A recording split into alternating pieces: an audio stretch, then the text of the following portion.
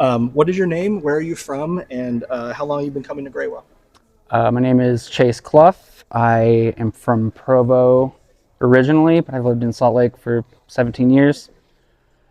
Uh, what was the next question? How long have you been coming to Graywell?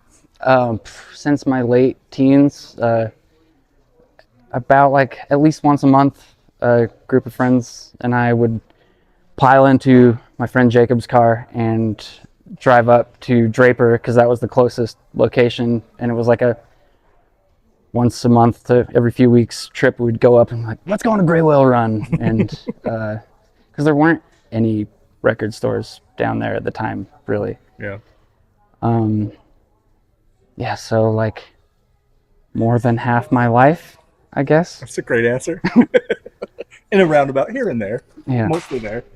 Um, uh, you, your experience coming to Graywell. What was it that drew you to Graywell? What were you looking for mostly when you came in? I mean, I know with the shift from CD to vinyl stuff like that, but what was it that really what kept Um, you coming back?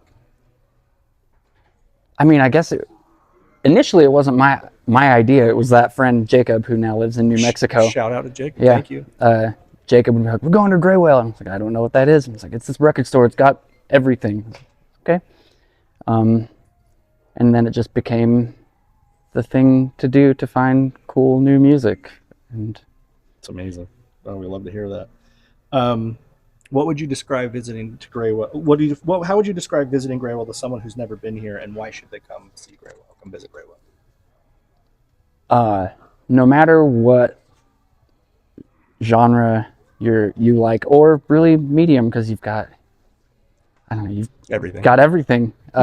Whatever you're into, you'll probably find it at Gray Whale. And it there's a lot of cool underground music that I would not have found otherwise Yeah. from coming here. Like music that has changed my life and the way I look at music, I have found coming to Graywell. Let's talk about that. How music changed your life. You are a renowned musician locally, and I mean that. I'm not saying that with hyperbole. Like, your band is incredibly cool, very Thank you. excellent. Plays Thank you. with amazing people. Every show you do, if anyone gets a chance, they need to see you because it's an experience. Thank you. Except for the one you told me about where Or my you pedal. pedal one out. So I Yeah. mean, skip that one. But Yeah. there's always a bad one in Yeah, there. you can't go. Time marches forward. It's fine. Talk about your band and what you do and who you are. I play. I am one half of the industrial sludge band Last. I play synthesizers and do vocals. My friend Ian Moore plays drums and synthesizers and samples and whatnot. It's just, I guess I started playing piano when I was like 5, and had from the first time I heard like heavy music was just drawn to that, and synthesizers were the way to, because I played piano, that is the way to translate Makes sense. It parlayed into that. what, yeah, making heavy music with what the instrument I know how to play the best. And yeah, I don't know, it's like a metal band but with keyboards instead of guitars, Yeah. I guess. Intensely scary, very good, very Thanks. heavy. Thanks. Yeah. Um, what does it mean to be a part of a local scene to you, and how does that reflect to music as a whole for you? um I mean, it means everything. There are friendships that I've made through playing music that, like, people I wouldn't have met otherwise, that I met through playing music, that are lifelong tight bonds of, like, I don't know, it just brings together weirdos who like don't know how to really interact, but you can talk about how heavy something was, and or Yeah, like, or whatever field the music you're into. that's great. I mean, one of my favorite things about knowing you and being friends with you is I think your taste is impeccably great. So Same. I really enjoy when you expose me to a record. If I have the honor to be able to expose you to a record or something, like when we get talking, like that is one of the as a business owner, one of the few joys that I receive because there's a Thank, lot of just business and work, but I mean yeah, that's the part of what you do and your connection to the scene and how much you care about music and love the scene. I think it's very admirable and I respect it deeply. So thank you. thank you. Um, I know you have a very good one. You can talk. We kind of posted a little video about your like the video you sent in, but if we want to rehash that here, I think it'd be great for the Okay. YouTube channel. Um, we can talk about other memories too, but what are there particular memories about Graywell that have impacted you positively? Um, that story in 2008. Uh, I came up from Provo with my friends to see the Red Chord, Gangastron, Baroness, and Gaza right there. The Red Chord, Baroness, and Gangastron were on tour with Converge, and Converge, the tour skipped Salt Lake. And so there was a day off, and this show got thrown together, which I found out was your birthday party. It was. And but yeah, those bands were just like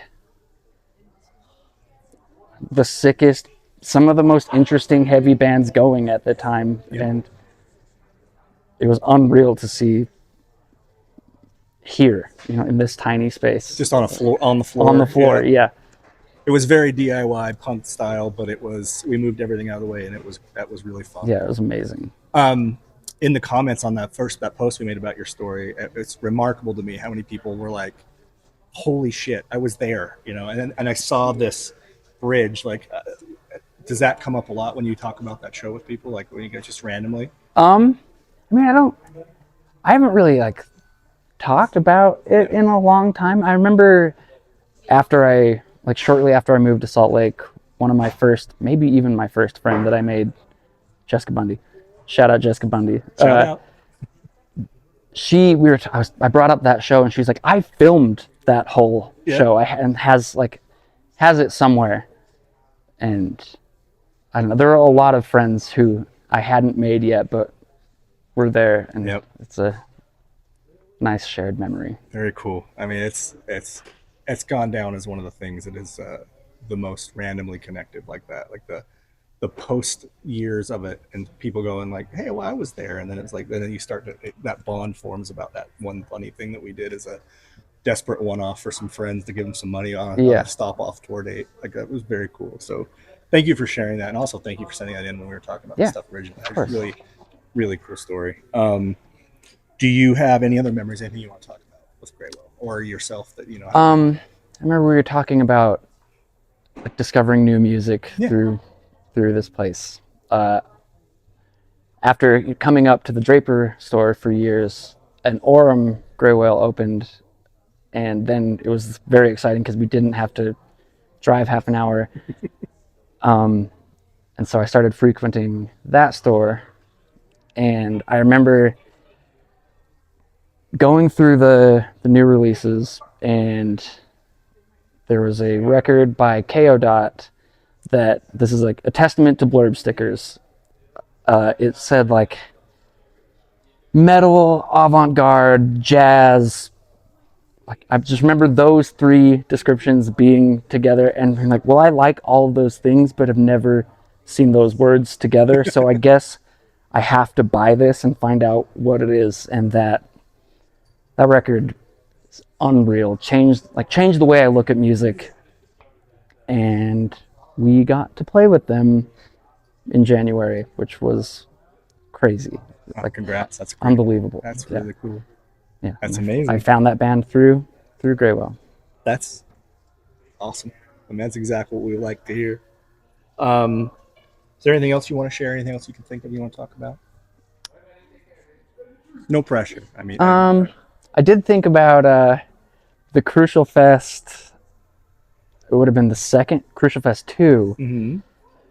Here was my old band's album release show, and I played drums and did vocals at the time. And that show was on a Friday. That Monday, I was in a bike crash and broke both my wrists, and obviously could not play drums. So Jerem, who you just interviewed, got together with the other members of the band. It was Starvist. got together with them, learned my drum parts in a couple of days, and we just taped a mic to my cast and kind of pulled it And off, the I show think. went on. Yeah, that is another.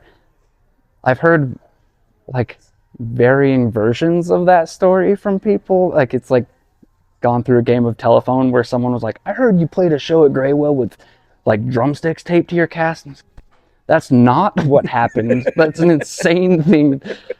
But yeah, we Jerem learned my drum parts, and I taped a mic to my cast, or someone taped a mic to my cast, and played a show with two broken arms. That's incredible. Thank you for sharing that. Um, where can we find you? What do you have going on? I mean, obviously we talked about last, but what do we have going Um, on? I also do a lot of visual art. You can find that, or just me personally at Synthesizer Sisyphus on Instagram. The band page is Last Band in the World. We have a new record coming out later this year, and then we will be touring and doing the thing again. So, That's amazing. And we hope to have the records here too when you bring them in, please. We've already talked about that, but I must have them yeah, I forgot. I here. We'll get you. I'll yeah, get you around eventually. yeah. Anything else? I think I want to thank you from the bottom of my heart for doing this. yeah, of I know course. Thank you. your story sent that in, then seeing you in the store kind of flooded back a lot of memories, and it's greatly positive, and you're loved and appreciated very much. Thank Thank you you. so much. Thanks for having I me. appreciate you.